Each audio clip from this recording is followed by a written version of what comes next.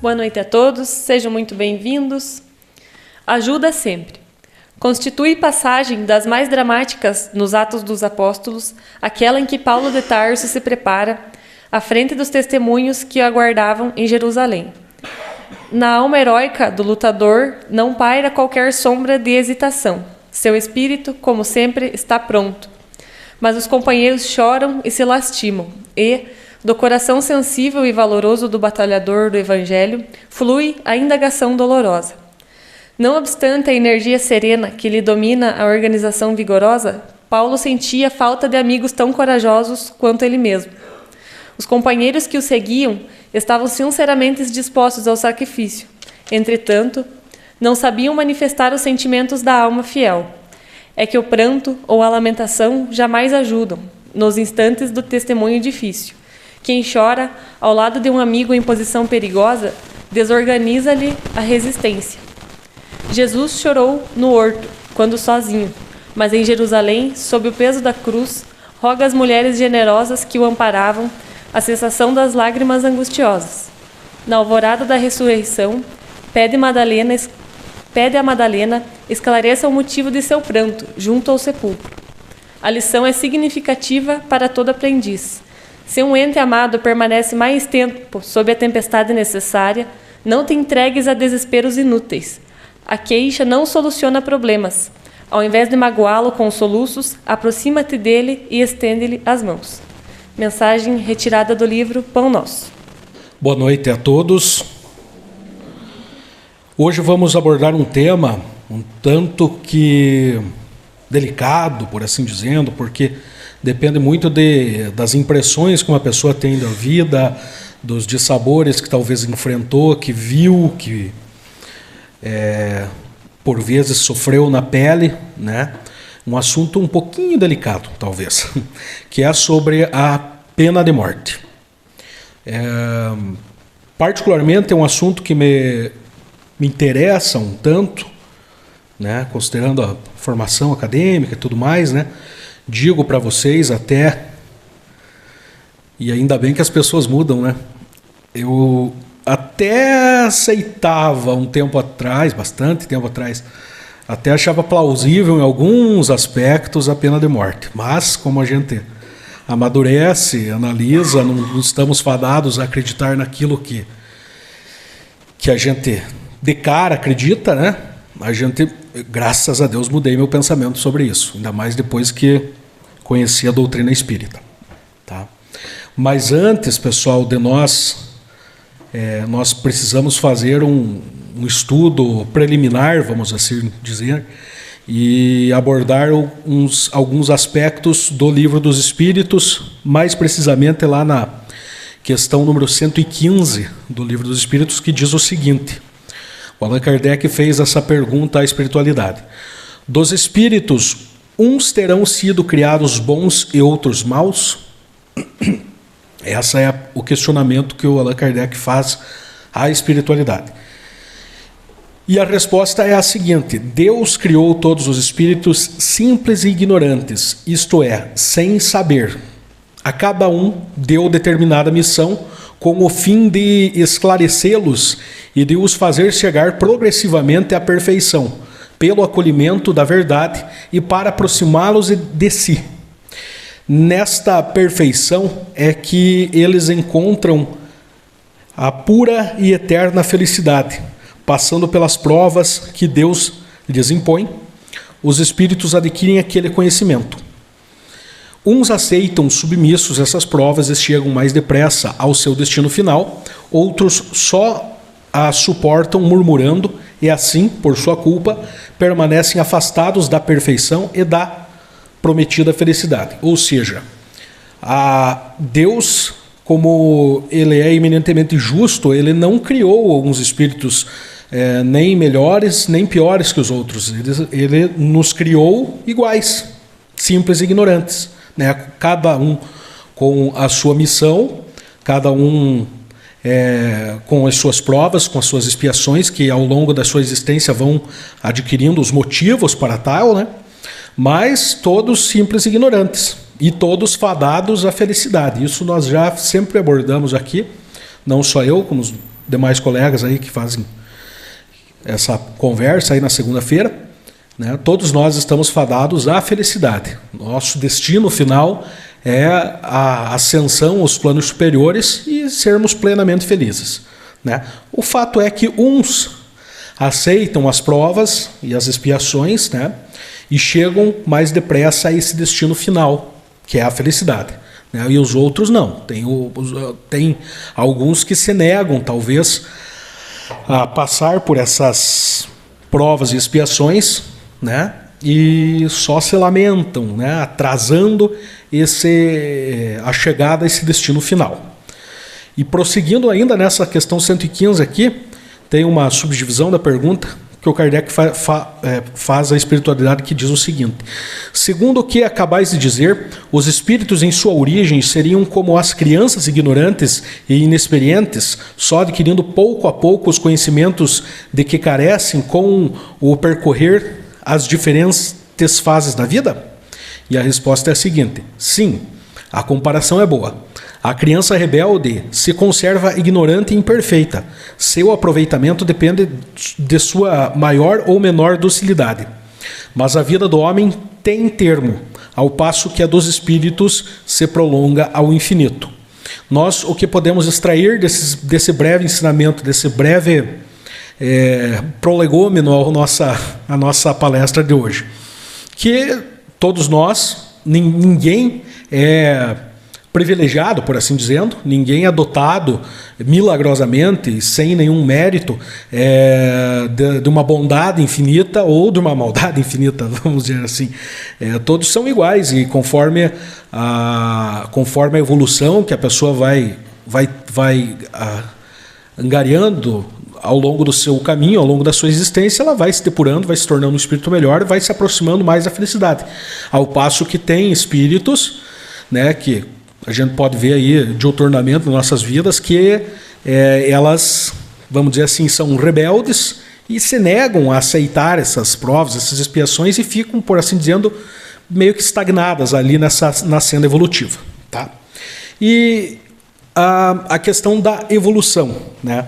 Vamos também nos usar do Livro dos Espíritos, lá na questão da 132, que fala sobre a finalidade da encarnação do espírito.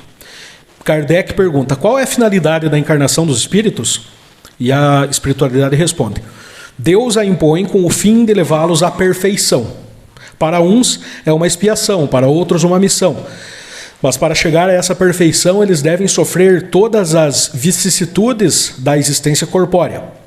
Nisto é que está a expiação. A encarnação tem ainda outra finalidade, que é a de pôr o espírito em condições de enfrentar a sua parte na obra da criação. É para executá-la que ele toma um aparelho em cada mundo, em harmonia com a matéria essencial do mesmo, a fim de nele cumprir, daquele ponto de vista, a ordem de Deus. É dessa maneira, concorrendo para a obra geral, também progredir. Ou seja, finalidade da encarnação, da nossa existência na Terra e das nossas consecutivas existências na Terra, né, por meio da reencarnação, qual que é a nossa missão? É progredir, evoluir, melhorar. Tá? E agora vamos entrando um pouco mais aí no nosso tema mesmo, na pena de morte. Uma coisa que nós, na nossa... talvez em momentos de indignação que a gente vê, diante de uma situação que a gente para e olha e pensa: nossa, mas isso aqui, esse sujeito merecia a pena de morte, né? Como ocorreu aí na semana passada, uma situação numa cidade vizinha de um casal que abusou de uma menininha, acho que, se não me engano, de 4 anos de idade. Eu vi muita gente no Facebook falando: pena de morte, pena de morte, pena de morte. Tá. No momento de indignação, tudo bem. Mas nós paramos para pensar, né, dentro de uma visão cristã, e mais especificadamente na visão cristã espírita, que a morte do corpo, ela não faz cessar a vida, ela não acaba com a vida, ela simplesmente acaba com o corpo. Ela não termina, a morte do corpo não faz cessar a vida do espírito. O espírito vai seguir com as suas imperfeições, com as suas impressões da vida, com as suas experiências, com os seus maus sentimentos, com os seus bons sentimentos, né? Então, a morte do corpo ela não faz cessar a vida. Tá? Esse é o terceiro ponto, vamos assim dizendo, que é interessante nós abordarmos antes de entrarmos de cabeça aí no nosso tema, né? Sobre a pena de morte, o entendimento da doutrina espírita, obviamente, né, que não se deve fechar a porta ao arrependimento do criminoso. Isto quer dizer o quê? Em outras palavras, uma pessoa transgride uma lei de Deus ou uma lei do homem, né, e o próprio homem, por meio do Estado, a condena à pena de morte. Estaria aí o Estado, né, legalizando, vamos dizer assim, o assassinato, tá? E fechando a porta ao arrependimento daquele espírito transgressor. Estaria nesta encarnação levando esse espírito a encerrar, vamos dizer assim, as oportunidades de se arrepender, de evoluir, de melhorar. E com certeza estaria agravando ainda a situação desse espírito, que levaria daqui impressões ainda mais tristes, ainda mais graves da humanidade, né? Porque ele chegaria do outro lado, haveria, vamos dizer assim, se depararia com talvez com o que ele poderia, de repente, tomaria conhecimento do que ele poderia ter feito em vida e se revoltaria ainda mais com a situação. Mas me tiraram a vida, não tive essa oportunidade, porque me mataram. Né? Me mataram, tiraram a minha vida, fecharam a porta para as oportunidades do meu arrependimento. Né? Nessa situação aí da execução, né, da pena de morte, corta do espírito as possibilidades dele passar por essas provas, por essas expiações, vamos dizer assim, naturais dessa vida, né? E muito pelo contrário, o que prega a doutrina espírita, o que os ensinamentos de Jesus nos falam, que é justamente o contrário. O plano espiritual superior, ele labuta justamente para oportunizar a nós e a esses espíritos transgressores, obviamente, porque todos nós somos imperfeitos, guardadas devidas proporções, né? Mas o plano espiritual superior, ele nos oportuniza a esses momentos de arrependimento, né? Que é o pontapé inicial, vamos dizer assim, é o arrependimento do início do processo de melhoramento íntimo da gente. Quando a gente nos se depara com esse sentimento desgostoso, esse sentimento ruim que nasce da gente após cometermos alguma transgressão, algum ato ruim, né, que é o arrependimento, é o início do nosso processo de melhoramento íntimo, do nosso processo de evolução espiritual, que vai nos levar até o nosso destino final, que é a ascensão, a luz, que é a ascensão à felicidade plena.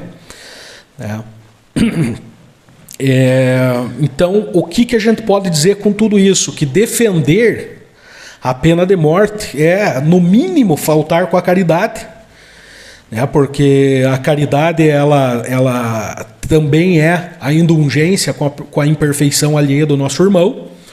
Então nós estamos faltando com essa indulgência, nós não estamos oportunizando, nós não estamos defendendo a ideia de que aquela pessoa que cometeu algum ato ruim, possa vir a se arrepender e possa vir a melhorar, né? Então, no mínimo, é uma falta de caridade, né? Justamente porque esse irmão, a falta, vamos dizer assim, de bondade nesse irmão que cometeu uma transgressão que, na na visão popular e, vamos dizer assim, imperfeita, poderia fazer defesa à pena de morte, esse irmão, ele no mínimo, ele está enfermo. Né? Por que ele está enfermo? Porque ele não encontrou ainda o amor fraternal. Ele não teve acesso ao amor fraternal. Ele não sabe o que é amor, muitas vezes. Então é uma falta de indulgência, uma falta de caridade e também uma prepotência de nossa parte em talvez pensarmos que nós não somos passíveis de erros. Talvez erros não como de algum irmão que tenha cometido alguma coisa muito grave, que a gente fique revoltado, mas guardadas as devidas proporções, estamos nos julgando acima dessa pessoa que errou, como se nós não pudéssemos errar. Então é uma falta de caridade e um orgulho besta da parte da gente, talvez. Né? Uma frase que eu achei durante esse estudo que eu trouxe aqui para vocês, que eu achei muito interessante, uma delas, né? Diz o seguinte: matar o criminoso é retirá-lo da escola aonde veio aprender. E de fato porque esse planeta, a encarnação é para quê? A reencarnação é para quê? Para nós depurar o nosso espírito, nos depurar, na verdade, né? Nos depurar e melhorar, aprender, quitar os nossos débitos, aprender que aquilo que talvez nós fizemos numa vida anterior não é bom. Né? Então, de fato, é uma escola. A vida é uma escola. E matar o criminoso é retirá-lo dessa escola aonde ele veio aprender. A morte, ela não destrói a vida, ela apenas muda esse cenário, esse palco de atuação do espírito. O espírito aqui encarnado fazendo a atuação dele conforme preconiza o seu nível de evolução. Ele está aqui. Tirá-lo deste cenário por meio da pena de morte é devolvê-lo ao mundo espiritual com uma impressão ainda mais grave do que ele teria da vida, né, com a situação ainda mais agravada. Né, e ele, porque vai se tornar um espírito revoltoso ainda mais, né, vai agravar a situação dele.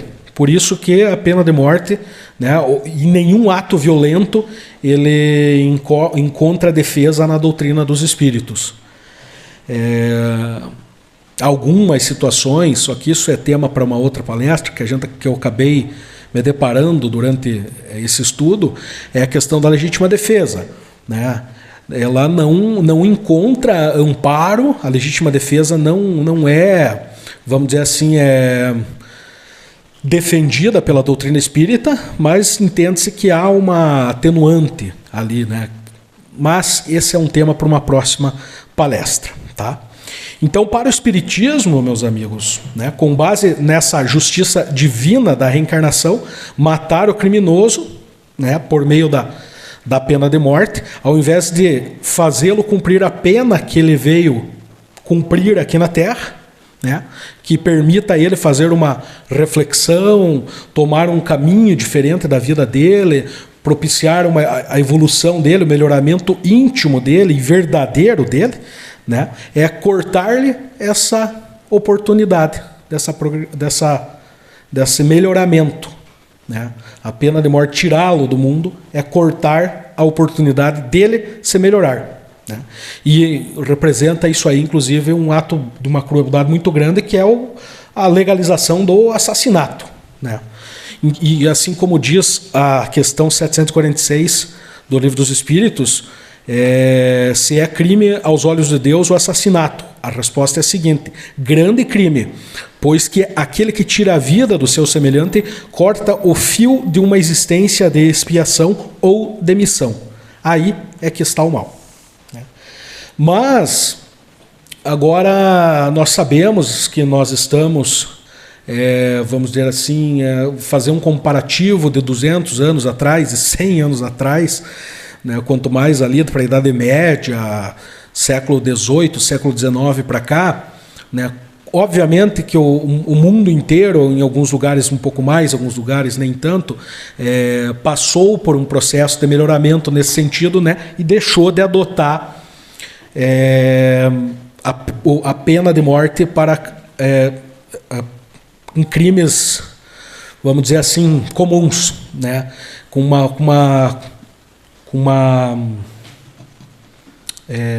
mais vezes, assim, mais repetidas vezes, vamos dizer assim, mais comumente, né?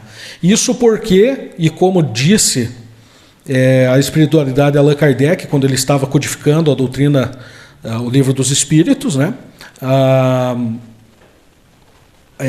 A pena de morte ela vai desaparecer da legislação humana. Isso é um resultado normal, um resultado natural, é o curso normal da evolução. Quanto mais evoluído é uma sociedade, mais justa seria uma penalidade. Ninguém diz que é injusta uma pena injusta, mas essa não tem, essa não existe recurso, não existe absolutamente nada a fazer, né? Quando é executada a pena, o que vai fazer? Nada. Isso que ainda tem fazendo um parênteses, tem um estudo de uma universidade norte-americana que diz que existe um percentual de 4,1% de erros na aplicação de sentenças de pena de morte. Ou seja, 1 a cada 25 condenados à pena de morte é inocente. Então, veja, é 1 em 25, mas se fosse 1 em 1000, 1 em 1 milhão, já era 1. Já era mais que um absurdo. Se fosse 0, já era um absurdo a pena de morte. A pena de morte já é contrária aos ensinamentos de Jesus. Contrário ao ensinamento de Cristo, contrário à caridade, contrário a tudo que Jesus nos ensinou. Imagina, então, se dentro de 25 pessoas condenadas à pena de morte, uma é inocente. Então, é uma coisa extremamente triste.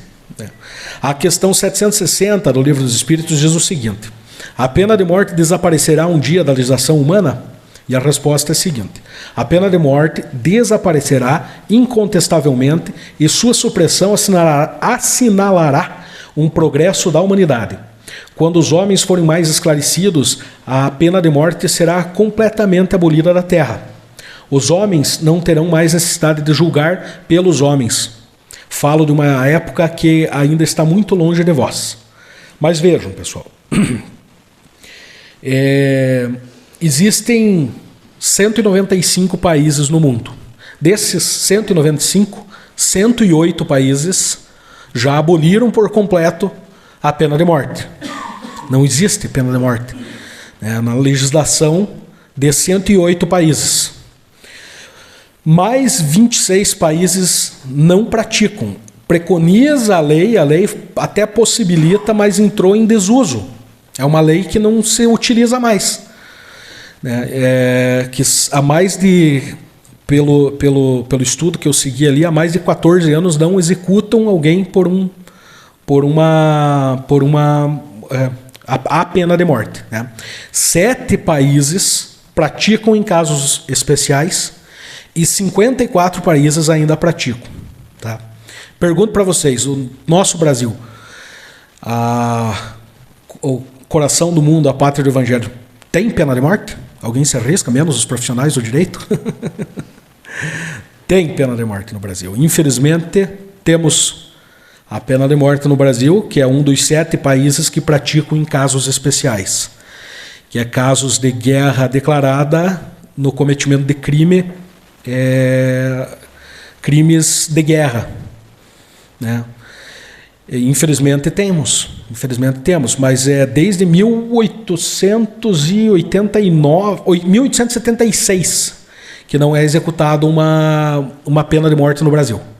A última execução de pena de morte no Brasil foi em 1876, mas infelizmente é um dos 7 países que praticam em casos especiais. Nesse caso de guerra declarada e se o crime for ligado à guerra. Tá?